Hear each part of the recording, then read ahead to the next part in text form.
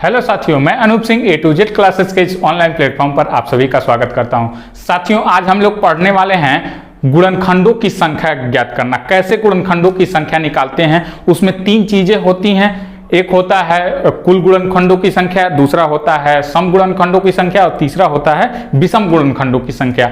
आज हम लोग यही देखने वाले हैं। सबसे पहले हम लोग जानेंगे कि गुणनखंड होते क्या हैं, साथ ही साथ उस पर कुछ क्वेश्चन करेंगे जो पिछले एग्जामों में पूछा गया है, कैसे क्वेश्चन आते हैं, इस पे सारी चीजों का डिस्कशन हम लोग आज इस सेशन में करने वाले हैं। तो अंत तक बने रहिएगा, पूरी क्लास देखिएगा, सब कुछ समझ में आ जाएगा। बस पूरा क्लास देखिएगा जरूर।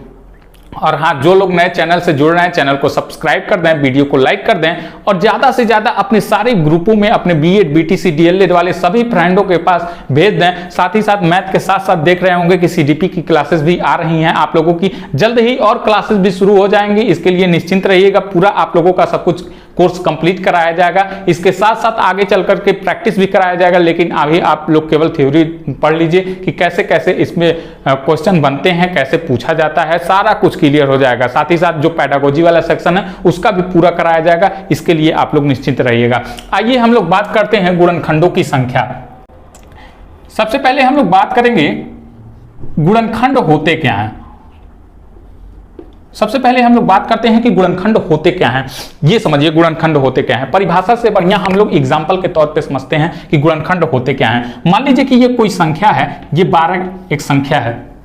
अब 12 को हमने क्या किया, 2 से विभाजित किया, ये हो गया 6, फिर से 2 से विभाजित किया, ये हो गया 3। अब 2 से जाएगा नहीं तो किससे जाएगा, 3 से जाएगा और ये हो गया एक बार, यानी नीचे पूरी तरीके से कट के 1 आ जाता है। तो ये जो हमारा निकल के आ गया 2 गुणे 2 गुणे 3, ये सब क्या है, यही हमारा है गुणनखंड। यही हमारा क्या है, गुणनखंड है। आइए कुछ और भी एग्जाम्पलों से देख लेते हैं। जैसे मान लीजिए कि ये 16 है। अब 16 को हमने क्या किया, 2 से विभाजित किया, 8 गया।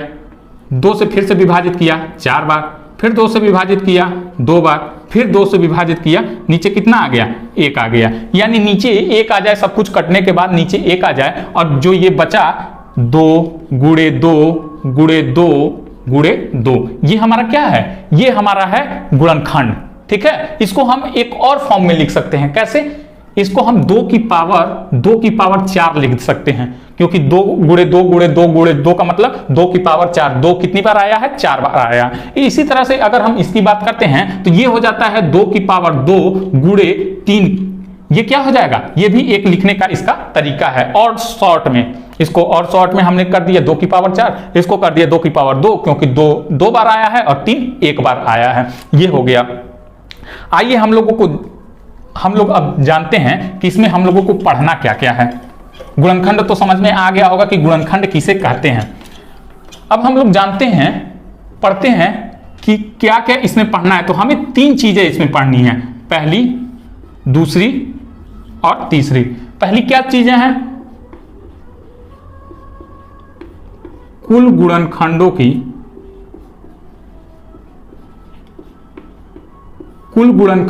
संख्या। कुल गुणनखंडों की संख्या। दूसरा क्या है, सम गुणनखंडों की संख्या।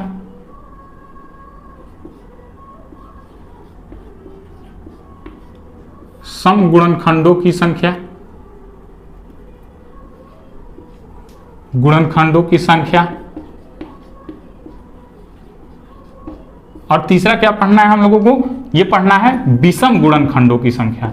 क्या पढ़ना है, विषम गुणनखंडों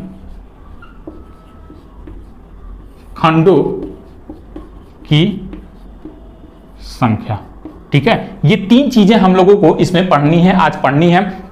इस पे निश्चित रूप से एक क्वेश्चन सीटेट में या फिर यूपीटेट में पूछा जाता है। इसके लिए आप लोग निश्चिंत रहिएगा, ये इससे पूछा जाता है। एक क्वेश्चन इसका फिक्स रहता है। मैंने बताया ना, मैंने खुद एग्जाम दिया है तो मैं वही चीजें यहां पे बताने की कोशिश कर रहा हूं जो कि एग्जाम में पूछा जाता है, एग्जाम में आने का 100% संभावना है। ठीक है, कुल गुणनखंडों की संख्या, सम गुणनखंडों की संख्या, विषम गुणनखंडों की संख्या, ये क्या होती है, आइए हम लोग उदाहरण के माध्यम से समझते हैं। बहुत ही आसान है, बहुत सरल है, कुछ भी नहीं करना है, बस ध्यान देते रहिएगा। यहीं से आप लोगों को ध्यान देना है कैसे कैसे ये लगता है। सारी चीजें एक ही उदाहरण में समझ में आ जाएगा, लेकिन हम लोग अलग अलग भी देखेंगे। आइए मान लीजिए कि एक संख्या है 50। अब 50 में पूछ लिया कि 50 में इसके कुल गुणनखंडों की संख्या क्या हुई, 50 के कुल गुणनखंडों की संख्या। अब गुणनखंडों का मतलब ये हो गया कि जैसे कि हमने एक संख्या बताई थी अभी 12, इसके कुल गुणनखंडों की संख्या कि 12 किससे विभाजित हो सकता है। क्या हुआ मतलब कि 12 किससे विभाजित हो सकता है। तो 12 1 से भी विभाजित होता है, 2 से भी विभाजित होता है, 3 से भी विभाजित होता है, 4 से भी विभाजित होता है, 6 से भी विभाजित होता है और 12 अपने आप से भी विभाजित होता है। कोई भी संख्या किसी से विभाजित हो या ना हो, एक और अपने आप से विभाजित होती ही होती है। ठीक है, अब 12 हमने क्या इसका हो जाएगा गुणनखंड। अब देखिएगा 50 को 9 लेकर के मैं 12 को लेता हूं, इसका कुल गुणनखंडों की संख्या ये कितनी आ गई, यानी 6 आ गई कुल गुणनखंडों की संख्या। 6 ऐसी संख्या है जो 12 को पूरी तरीके से क्या हो विभाजित कर देती है। ठीक है, मतलब कि ऐसी संख्या जो कि इसमें पूर्णतः भाग चला जाए वो क्या कहलाता है, गुणनखंड कहलाता है। अब 12 का हम लोग निकालते हैं, 12 के यदि हम लोग इस तरीके से निकालें जैसे कि हम लोगों ने पीछे निकाला था, तो 2 छक्का 12, फिर 2 तिया 6, 2 से जाएगा नहीं, फिर 3 से यानी 1 हो गया। ठीक है, अब इसका हम लोग क्या लिखे थे, 2 की पावर 2 गुणे 3, 2 की पावर 2 गुणे 3, ये ऐसे लिखे थे। अब ये देखिए इसका यही मतलब हो गया, इसका यही मतलब हो गया। अब कुल गुणनखंडों की संख्या हमें ज्ञात करनी है कि कुल गुणनखंड इसमें कितने हैं। हमने तो पहले ही लिख लिया है कि इसमें कुल गुणनखंडों की संख्या 6 है। कुल गुणनखंडों की संख्या निकालने के लिए हम लोग क्या करते हैं, जितनी भी संख्या रहती है उसका हम लोग ब्रैकेट बनाते हैं, उसका हम लोग क्या बनाते हैं, ब्रैकेट बनाते हैं। ठीक है, 2 संख्या है, 2 ब्रैकेट बना लिया हम लोगों ने। फिर हम लोग क्या करते हैं, उसका पावर लिखते हैं। यहां पे पावर कितना है, 2 है, यहां पे पावर कितना है, 1 है, यहां पे पावर कितना है, 1 है।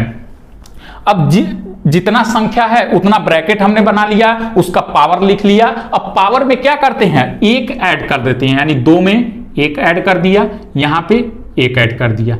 ठीक है, 2 में 1 ऐड कर दिया और 1 में 1 ऐड कर दिया।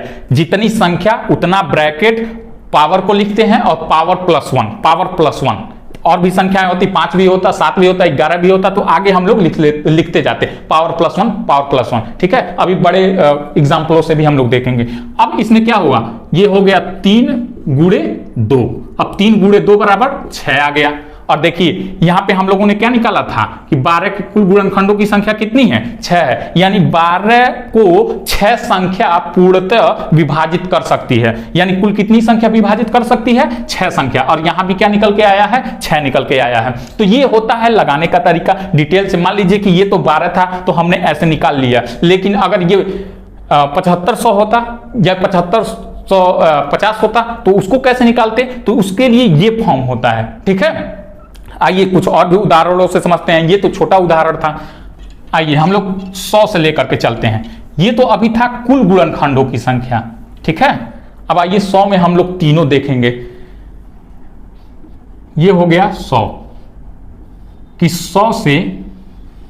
100 में कितनी संख्याओं से पूर्णतः भाग चला जाएगा। जैसे ऐसे लिख लीजिए, 1 से भी जाएगा, 2 से भी जाएगा, 5 से भी जाएगा, 10 से भी जाएगा, और किससे जाएगा, 20 से जाएगा, 25 से जाएगा, 50 से जाएगा।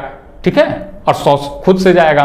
तो ऐसे हम लोग ऐसे गिन करके ना लिख करके अब हम लोग निकालना सीखते हैं। कैसे निकालते हैं, 2 से हमने काटा 50, 2 से हमने काटा 25, फिर 5 से काटा 5, फिर 5 से काटा, ये कितना आ गया, 1 आ गया। अब 1 आ गया तो छोड़ देंगे। अब यहां पे लिखिए ये कितना है, 2 गुणे 2 गुणे 5 गुणे 5। हमने क्या बताया था, इसको हम और छोटा कैसे लिख सकते हैं, 2 की पावर 2 और गुणे 5 की पावर 2। इस फॉर्म में हो गया, ये इस फॉर्म में हो गया। अब देखिएगा कुल गुणनखंडों की संख्या हमें निकालनी है, तो हमने क्या बताया था, जितनी संख्याएं हो उतना ब्रैकेट करेंगे और पावर प्लस 1, पावर क्या है, 2 है प्लस 1। ठीक है, यहां पावर क्या है, 2 है प्लस 1। ठीक, ये हो गया पावर प्लस 1। अब देखिए 2 प्लस 1 3 गुणे 2 प्लस 1 3, ये कितना आ गया 9 आ गया। ये तो हो गया कुल गुणनखंडों की संख्या। क्या? कुल गुणनखंडों की संख्या।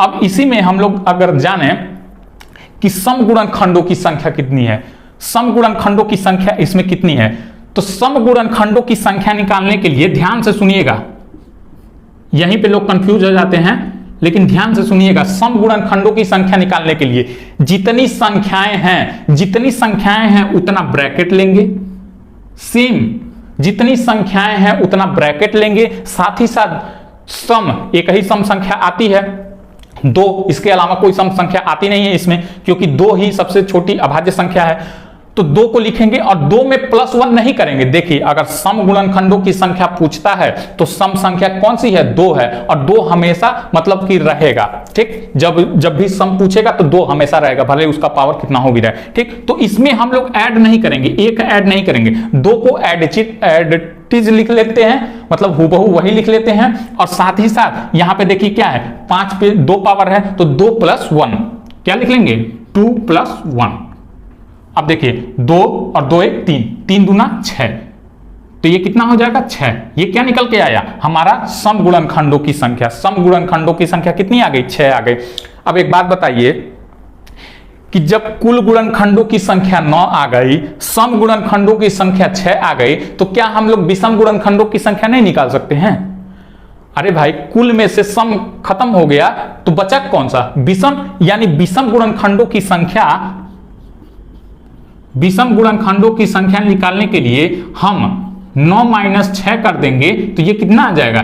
3 हो जाएगा। एक तो ये तरीका हो गया, एक तो ये तरीका हो गया। ठीक है, एक तो ये तरीका हो गया। अब दूसरा तरीका क्या होता है, यहां पे देखिएगा, विषम गुणनखंडों की संख्या निकालने के लिए दूसरा क्या तरीका होता है, हम लोग सम को छोड़ देते हैं। सम को छोड़ देते हैं, बाकी जितना रहता है उसके पावर +1 में गुणा करते हैं। मतलब समझिएगा, यहां पे सम कौन सा है? 2 है, तो 2 को हम लोग छोड़ देंगे।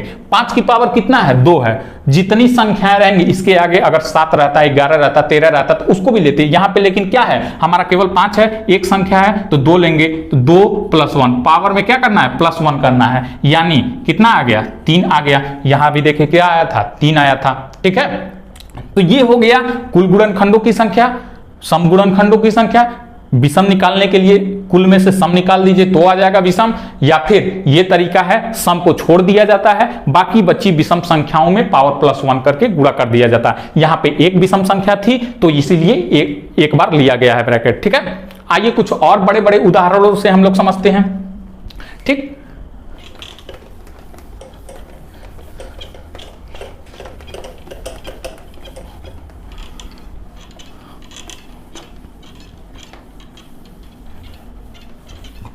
कुछ और भी उदाहरणों से हम लोग समझते हैं।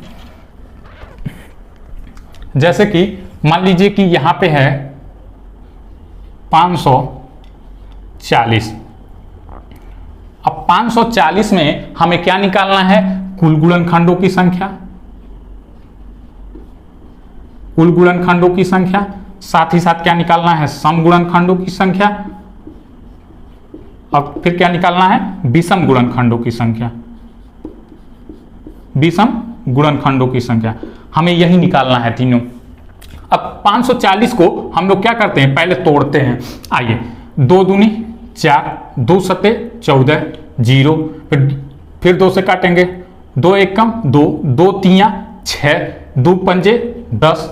अब देखते हैं, 3 से चला जाएगा, 3 के विभाज्यता का नियम, अंकों का योग 3 से कटना चाहिए। 5 1 6 3 9, 9 3 से विभाजित हो जाएगा, इसका मतलब ये 3 से जाएगा। 3 से काटते हैं, 3 चौका 12, 3 पचे 15, फिर 3 से काटते हैं, 3 15 45, फिर 3 से काटते हैं, 3 पचे 15, फिर 5 से काटते हैं, 1 चला जाता है। ठीक है, अंत में लास्ट में देखिए 1 आ गया। अब इसको हम लोग क्या लिख सकते हैं? 2 गुणे 2 गुणे 3 गुणे 3 गुणे 3 गुणे 5। ठीक है, अब इसको और छोटा करना है तो 2 की पावर 2 गुणे 3 की पावर 3 गुणे 5, इस फॉर्म में लिख लिया। 5 की पावर 1।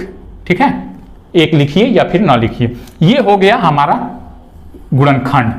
अब गुणनखंडों में हम लोगों को क्या निकालना है? कुल गुणनखंडों की संख्या, सम गुणनखंडों की संख्या, विषम गुणनखंडों की संख्या। कुल गुणनखंडों की संख्या के लिए हमने क्या बताया? जितनी संख्याएं हैं उतना ब्रैकेट, जितनी संख्याएं हैं उतना ब्रैकेट, 3 संख्याएं हैं 3 bracket, power plus 1, power plus 1 2, 2 plus 1, यहां पे देखिए 3 पावर प्लस 1, यहां पे देखिए 1, 1 प्लस 1। अब हमें क्या प्राप्त हुआ? ध्यान से देखिएगा, 2 1 3, 3 गुणे 3 1 4, गुणे 1 1 2। अब इसका गुणा करके लिख दीजिए, 3 चौका 12 दूना 24, क्या आ गया? 24 आ गया। यानी कुल गुणनखंडों की संख्या हमारी क्या निकल के आ गई? 24 निकल के आ गई। अब सम गुणनखंडों की संख्या, सम गुणनखंडों की संख्या के लिए हमने क्या बताया था? जितनी संख्याएं हैं उसको लिखना है ब्रैकेट में, जितनी संख्याएं हैं उसको उतना ब्रैकेट लेना है। लेकिन सम गुणनखंडों की संख्या निकालते वक्त सम के पावर को केवल पावर लिखते हैं, पावर प्लस 1 नहीं लिखते हैं। केवल एक ही बात यही ध्यान रखनी है आप लोगों को, बाकी निकल जाएगा। यानी सम में 2 की पावर को केवल 2 लिखेंगे, बाकी सम में 3 प्लस 1 और यहां पे 1 प्लस 1। ठीक है, अब इसका देखिए 2 गुणे 4 गुणे 2, 4 दूनी 8 दूनी 16, 16 आ गया। अब देखिए विषम गुणनखंडों की संख्या, कुल में से सम घट गया तो ये कितना आ गया? विषम आ गया। यानी 24 में से 16 घट गया तो डायरेक्ट यहां पे 8 आ गया। और भी तरीका हमने क्या बताया था? विषम गुणनखंडों की संख्या निकालने के लिए सबसे पहले हम लोग क्या करेंगे? सम को लेंगे ही नहीं। विषम निकालना है तो सम को क्यों लेंगे? बाकी बचा क्या? 2 संख्याएं बची, तो 2 संख्या में पावर प्लस 1, ठीक, और यहां पे क्या है? पावर प्लस 1, ठीक है। 3 1 4 और 4 1 1 2, यानी 4 गुणे 2, और 4 गुणे 2 कितना होता है? 8 होता है। और हमने क्या यहां पे लिखा था? 8 लिखा था। तो ये होता है लगाने का तरीका। बस ध्यान रखिए, एक बात और ध्यान से सुन लीजिए, तीनों एक साथ सुन लीजिए, लगाने के साथ साथ सुनिए भी। कुल गुणनखंडों की संख्या, जितनी संख्या उतना ब्रैकेट, ब्रैकेट प्लस 1, ब्रैकेट मतलब कि power plus 1, power plus 1, power plus 1, जितनी संख्या पावर प्लस 1, ठीक है। अब उन संख्याओं का आपस में गुणा करा देना है, वो क्या निकल के आएगा? कुल गुणनखंडों की संख्या। सम गुणनखंडों की संख्या में सम का केवल पावर लेना है, बाकी बची संख्याओं में पावर प्लस 1 करके गुणा करा देना है आपस में, और वो क्या निकल के आ जाएगा? सम गुणनखंडों की संख्या। विषम गुणनखंडों की संख्या में सम को लेना ही नहीं है, बाकी बची विषम संख्याओं के पावर प्लस 1 करके आपस में गुणा करा देना है, वो क्या निकल के आ जाएगा? विषम गुणनखंडों की संख्या निकल के आ जाएगी, ठीक है। तो ये होता है लगाने का तरीका। आइए एक और उदाहरण से समझ लेते हैं, एक बार और देखिए इसको।